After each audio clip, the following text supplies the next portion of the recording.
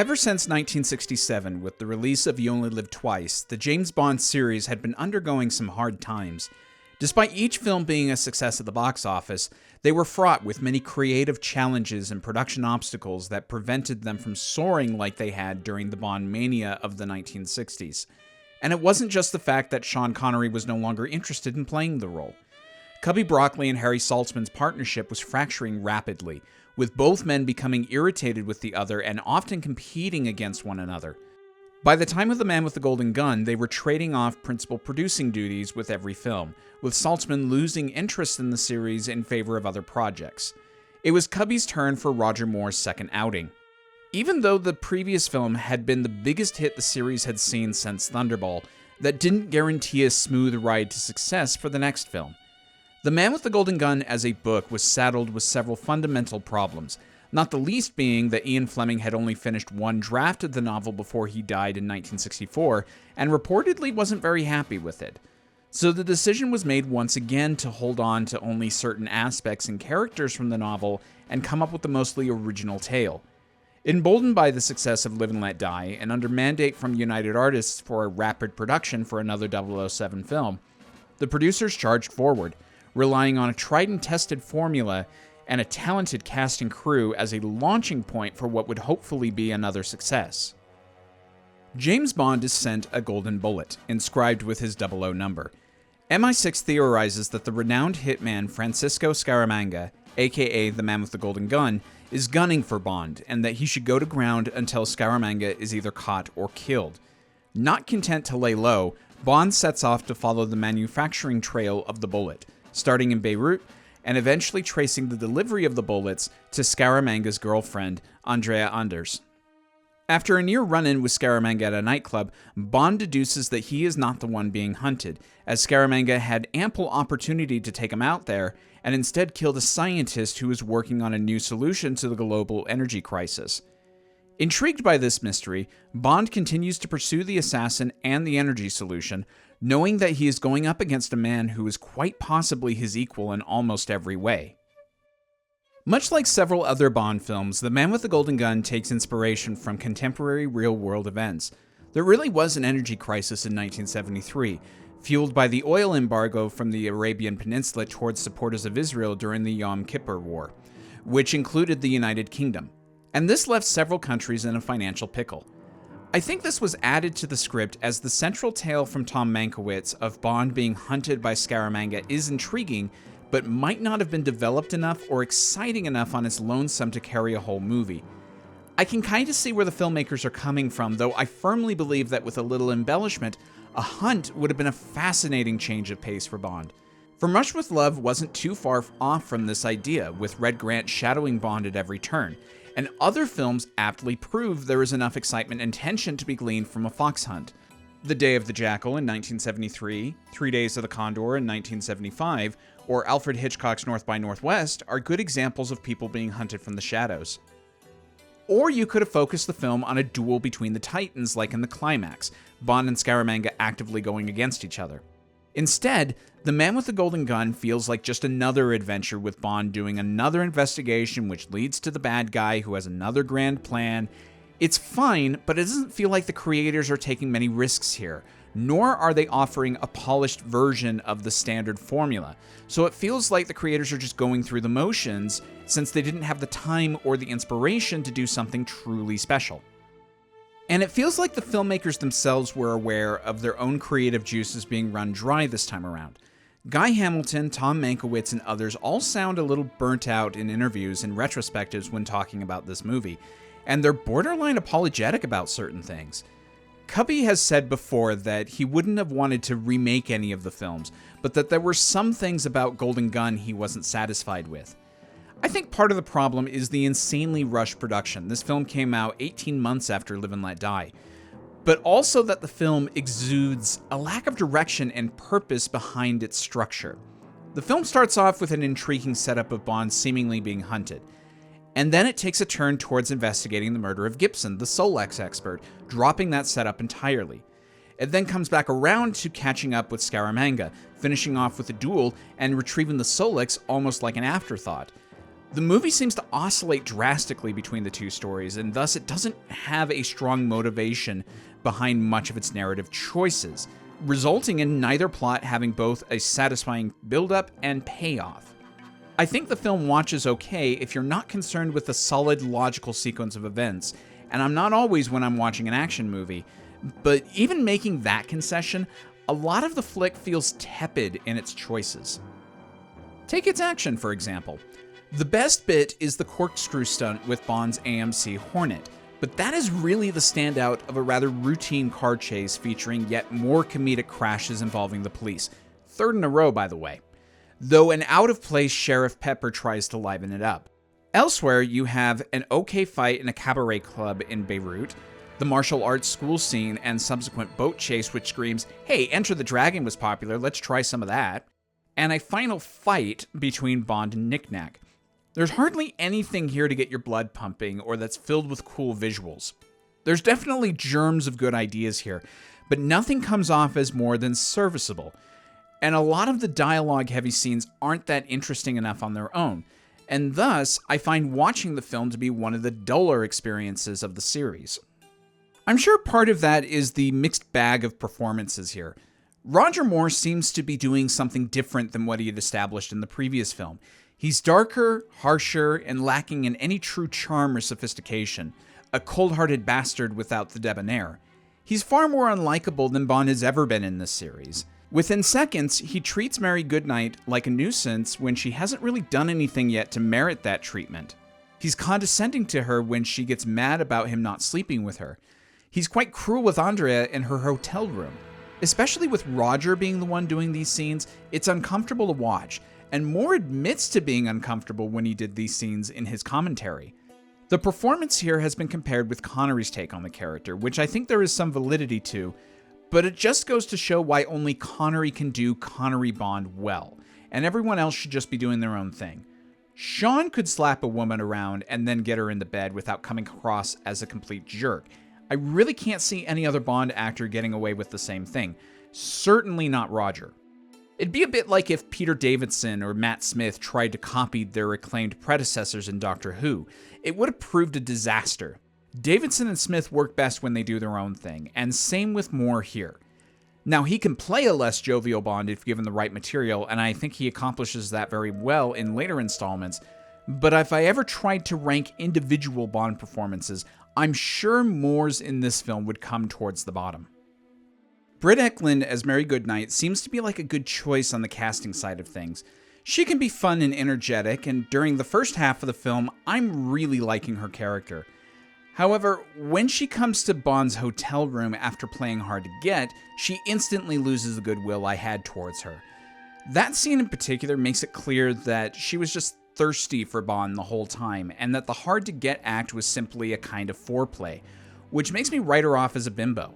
Whenever we come back to her and Bond in a scene, the topic seems to keep returning to the question of when is he going to sleep with her. Granted, we as an audience probably have this in the back of our minds from the get-go, but seeing a character that seems to have an almost fourth wall-like awareness of her status as the sexual object, and making that a primary motivation for her character is unsettling. Maud Adams as Andrea Anders fares much better, which is weird because she is the sex object for both Bond and Scaramanga. She's the one I feel the most sympathy for since she's trapped in a horrible situation and pleading for any escape since she is living a lifeless existence. This is a great idea that would be refined in later films, especially with Severine and Skyfall. But this film seems to toss the interesting notion aside almost immediately because less than 5 minutes after we learn her true part in the story, she's shot and quickly forgotten about. It's tragic, but not in the way I think the film intends. I would have liked it if Bond maybe mentioned her after he kills Scaramanga or brought her up during the dinner scene, making it clear that she actually matters to the overall story, kind of like how Bond brings up Paris to Elliot Carver in Tomorrow Never Dies. Bond's allies are also quite strange this time out. M's completely pissed off in most of the film with none of the crusty charm that Bernard Lee had had in the other films, and it becomes very one-note. Tanner, Colthorpe, and Fraser are all pointless extra characters that add little to their respective scenes. Lieutenant Hip is one of the blandest of Bond's allies, and I'll never forgive him for leaving Bond at the martial arts school. The one who comes out okay is Q, and this is where I become convinced that Desmond Llewellyn can do no wrong in this series. By this point, he had become a firm favorite, and no matter which installment I'm watching, I'm always happy to get to his scenes. Now that we've gone through the good guys, can we talk about the fantastic pair of villains we have here? Christopher Lee makes for one of the best in the series, and it's not because he's delivering an okay performance amongst mediocrity. He makes Scaramanga way more interesting than he is on the page. He's got all the right measurements of charm and darkness in his cocktail of a performance that Bond's missing from his. I desperately wish he was in one of the better films. Could you imagine the dinner conversation with someone like Connery or Dalton on the other side of the table? It'd be a powerhouse scene. The phrases that come to mind when I think of Lee here are inspired choice and born for this role. I feel like I don't need to convince you that Lee was one of our finest actors, and I'm so glad he did agree to be in one of these films. And to his credit, Lee often recalled his time on this film with fondness. It's often brought up that he was Ian Fleming's cousin and could have been the inspiration for Bond. There's some credence to that, though I doubt he was the whole inspiration for the character. It's just a pleasure to have him here livening up the film. Hervé Villechaize is also fantastic here. Guy Hamilton said he wanted to do the opposite of Oddjob with Knick Knack, and I'm surprised that until I came across that statement, I never once connected the two. Knick Knack feels like a unique character, partly due to his interesting relationship with Scaramanga. It's almost a friendly antagonistic one, where Knick Knack keeps bringing in people to try to kill Scaramanga so he can get his fortune, and yet he never really shows open hostility towards his boss, and gladly helps him out with a lot of his schemes, partly by acting as the all-seeing eyes during the Funhouse bits. It reminds me a bit of Proxy from the Force Unleashed games, and makes for a truly charming character. The one bit where I think they dropped the ball on him a bit is with the ending. In true Guy Hamilton fashion, there is one last fight with Bond right before the credits roll. Knick Knack uses his size to help him out, but Bond fairly easily overcomes him, and coupled with the music choice, there's no tension here like there was in the other three Hamilton pictures, with their respective villains coming back to kill Bond. I feel like the filmmakers thought Knick Knack was going to be inherently funny, and played him as a bit of a joke. While there is a lot that is humorous about Knick Knack, I never associate him with broader comedy, and I have no doubt he could indeed be a challenge to Bond with the right hands guiding the film. High Fat is a nothing character to me. I don't like or dislike him. He functions fine, and he's a major player in the Solex plot until he gets offed, but he doesn't really offer much beyond that. I am, however, curious as to why Bond never tries to go back to High Fat's place after the martial arts scene. He says that further inquiries about Fat are brushed off. Okay, but then does he not think that there's something fishy going on here? Does he think that the connection is a dead end that's not worth exploring in person? If so, he's incredibly lucky that Anders comes back with an actual lead. Otherwise, I doubt Bond would have found Scaramanga. There are two other minor characters that I like, Chula and Lazar. I always thought Chula would have made for an interesting villainous wrinkle if they actually used him beyond the one scene, and I think I like Lazar mostly for the one scene that he's in. The writing in this film is just for function a lot of the time, but there are several great moments of acting throughout, and this scene features Moore's best line. The rest of the production is perfectly fine. This is the first Bond film to have neither Ken Adam or Sid Cain doing production design duties, and Peter Merton is a suitable replacement. I'm particularly impressed with his slanted Queen Elizabeth set.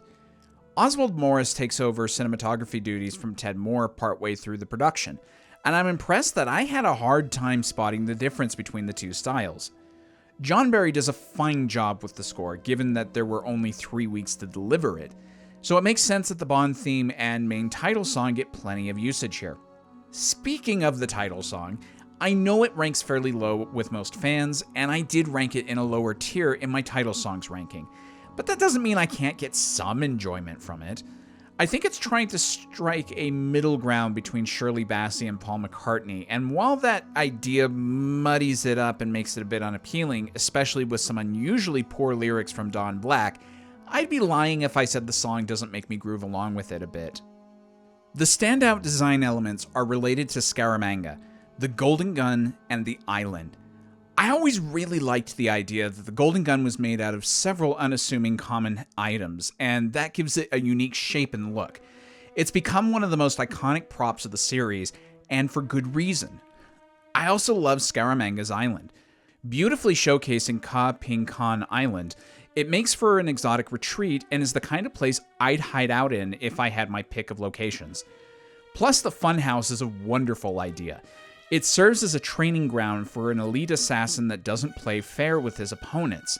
It's like going over to a friend's house to play a game you don't own. Your friend has the home field advantage, and it's not really an honest contest. For that reason, I'm quite bummed that the scene we saw in the original teaser trailer got cut. It proves Scaramanga is a cheater and really adds to the character. There's a sense of incompleteness about this film to me. Some things are padded out, some things are dropped unceremoniously, and others come out of left field. I've already mentioned a few, like Bond not following up with High Fat after the martial arts school scene, or Hip leaving Bond behind there, but those aren't the only culprits. The scene where Hip takes Bond out to the Queen Elizabeth is overly long and unnecessary. I get that the MI6 base is out a ways from the city, but I don't understand why we need the tension of Hip's allegiance. Can't he just tell him about it when they get in the car or on the boat before Bond literally jumps ship? I get that Scaramanga is greedy, and that's why he continues the Solex scheme, but I'm curious as to why he feels confident enough about it to set up shop on his own island. He seems like a man who doesn't own what he feels he can't control, and the idea that Scaramanga doesn't understand the science enough but continues the scheme anyways feels incongruous with his character to me. Finally, there's the duel at the end. Let me just say that I love almost everything about this climax. It's low-key, tense, wonderfully disorienting, and it's satisfying to see Bond beat Scaramanga at his own game. Yet I'm a little confused with the beat with Bond swapping places with the mannequin. How does he do that without alerting Scaramanga, who's in the same room? Also, Bond loses his pistol underneath the funhouse. Does he just go down to grab it, climb all the way back up, and swap places with the mannequin? Or does he just leave the gun down there? If he doesn't take the time to go get it, where does he get the new gun? You can't tell me that the gun that was in the mannequin's hand is a real loaded gun to begin with. I love the idea of the switch, but it feels too contrived the way it plays out on screen. The Man with the Golden Gun is one of those entries where you can never predict how someone else is going to feel about it right off the bat. I've seen some fans that sincerely put this one as a top-tier film, and I know plenty of others that stick it towards the bottom. I've had similar differing viewpoints in the past. When I was a kid and just getting into Bond, this was actually the first Roger Moore film that I saw all the way through, and it was one of the first I ever purchased on DVD. I liked it a lot at the time, but I've slowly changed my tune since then. I know there's a really dedicated fan base for this one, and I can't totally dislike it. But once I had seen the rest of the series and really had time to digest them all, I found that Golden Gun just wasn't one that I wanted to return to all that much. It's got really fantastic things about it, like most every Bond film, but it's pretty dull throughout most of the runtime, and that lack of energy means I have to be in just the right mood for it. There are plenty of Rogers films like The Spy Who Loved Me or Octopussy that I'm always up for watching, but The Man with the Golden Gun can put me to sleep if I'm not careful. The film was less successful than its predecessor in almost every way. Most critics noted the step down in quality, and several expressed that they felt like the series was losing steam. It also unfortunately marked the last time that Cubby and Harry were co-producers on a Bond film. Due to several factors unrelated to the production, Harry left the partnership shortly after its release, and Cubby became the sole producer of the series moving forward. With Roger approaching the final film in his initial 3-film contract, Cubby was determined to make the next one a resounding success unlike any they had had since the Connery days, and prove that Bond could still make a splash with audiences 15 years after his cinematic debut.